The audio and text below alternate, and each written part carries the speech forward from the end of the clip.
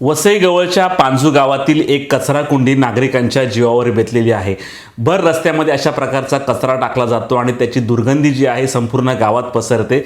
ज्या ठिकाणी हा कचरा टाकला जातो त्या ठिकाणी बाजूला जिल्हा परिषद शाळा आहे, व्यायामशाळा देखील आहे आणि विशेष म्हणजे ज्या ठिकाणी हा कचरा टाकला जातो ती ही खाजगी जागा आहे। रमाकांत यादव पाटील यांच्या नावावर ही जागा आहे आणि या कचरा कुंडीची तक्रार पंचायत समितीचे गटविकास अधिकारी असतील, तहसीलदार असतील या सर्वांना करण्यात आलेली, परंतु ही कचरा कुंडी काही हटवली जात नाही। याबाबत सरपंच हेमांगी भोईर यांना देखील तक्रार करण्यात आलेली आहे। सर्व ठिकाणी तक्रार केलेली आहे परंतु तरी देखील ही कचरा कुंडी हटत नाही। एकीकडे कचऱ्यासारख्या आरोग्य विषयावर सरकार हे फार गंभीर आहे। कचऱ्याची विल्हेवाट लावली पाहिजे, ओला कचरा सुका कचरा वेगळा केला पाहिजे, अशा सरकारच्या योजना असताना किंवा सरकारचे नियमावली असताना देखील भर रस्त्यामध्ये अशा प्रकारे कचरा टाकला जातो। हाकेच्या अंतरापासून तिकडे रेल्वे स्टेशन देखील आहे, खाडी आहे, त्यामुळे अशा प्रकारे कचऱ्या उचलला देखील जात नाही। त्यामुळे या गावातील लोक काही कमालीचे त्रस्त झालेले आहे। गावकऱ्यांचं म्हणणं काय आपण ऐकू। तुम्ही कचरापेटी पाहू शकता, कचरा पूर्ण बाहेर आलेला आहे।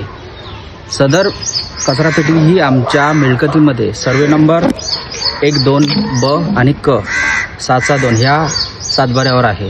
सदर कचरापेटी ही अतिक्रमण करून इथे ठेवलेली आहे। त्याचप्रमाणे कचराही पूर्ण बाहेर आलेला आहे, रस्त्याच्या कडेला आलेला आहे। बाजूला अंगणवाडी आहे, अंगणवाडी शाळा आहे, मराठी शाळा आहे, झेडपी मराठी शाळा आहे। प्रवास करताना छोटी मुलं पण येतात इकडे, त्याचप्रमाणे खेळायलाही सुद्धा इकडे येतात। त्यामुळे दुर्गंधीचा पूर्ण वास, दुर्गंध, कचरा पूर्ण बाहेर आल्यामुळे त्यांना रोगराई होण्याची शक्यता आहे। सदर याची मी चौकशी ग्रामपंचायतमध्ये केली असता त्यांचे हेच उत्तर येते की आमच्याकडे कुठल्याही प्रकारची माणसं उपलब्ध नाहीत, कचरा साफ करण्यासाठी यांच्याकडे माणसं नाहीत, अशी ग्रामपंचायत आहे यांची। त्याचप्रमाणे मी ह्याचे पूर्ण पत्रीकरण कागदपत्रे मी BDO साहेब, त्याचप्रमाणे पोलीस स्टेशन, त्याचप्रमाणे विस्तार अधिकारी साहेब, ग्रामपंचायतमध्ये सुद्धा दिलेले आहेत। बघूया पुढे काय होते यांचं, नाहीतर ही कचरापेटी इथून कायमस्वरूपी हटवण्यात येण्याची मी पूर्ण तयारीच केलेली आहे। पाहूया पुढे काय होते।